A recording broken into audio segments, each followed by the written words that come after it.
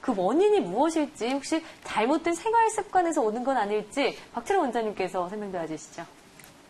네, 시청자분의 사연을 보다가 마지막 줄에 이제 살이 찐다는 부분이 있어서 눈길을 좀 끄는데요. 일단 이분은 연세가 61세이시거든요. 네. 생각보다 한의원에 보면 50대, 60대에 음식을 먹지 않아도 살이 찐다 이런 고민을 오시는 분들이 생각보다 많습니다.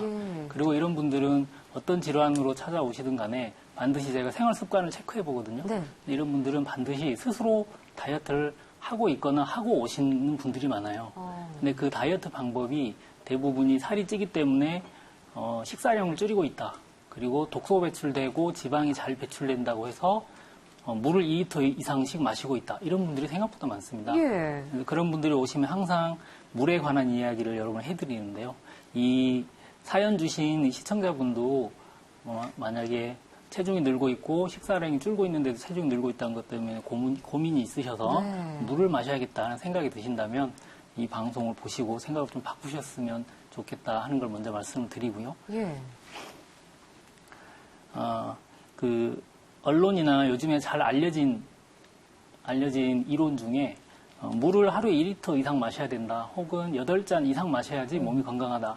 이런 말들이 많이 있거든요. 많이 들어봤어요. 마치 상식처럼 쓰잖아요. 네, 그렇죠. 이게 과학적 근거가 있는 것처럼 이야기를 하지만 사실 따져보면 마땅한 논문은 없고요. 이게 WHO 공고사항이에요.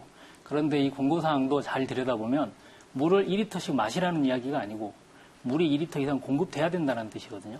그러면 마시지 않고도 공급할 방법이 있는 것인가 이게 궁금하실 텐데 네.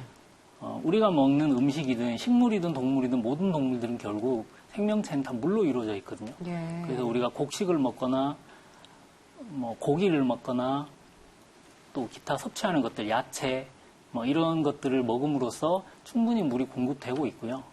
그것만 해도 이미 필요량을 많이 채우는 분들이 많아요. 그리고 이제 현대인들, 특히 한국인 같은 경우에는 커피나 차, 음료 이런 것들을 많이 드시기 때문에 그걸로 인해서도 충분히 양을 채운다고 볼 수 있습니다. 예. 그리고 또 하나의 문제는 물을 많이 마신다고 해서 그게 다 몸속으로 들어가는 게 아니거든요.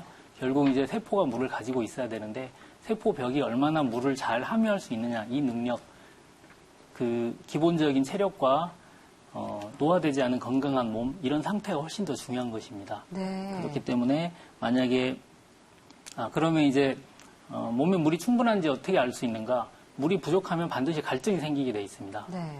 그래서 갈증이 있으시면 물을 드시고 갈증이 없는 상태라면 몸에 물이 충분하구나 이렇게 생각하셔도 큰 문제는 예. 없을 것 같습니다. 알겠습니다.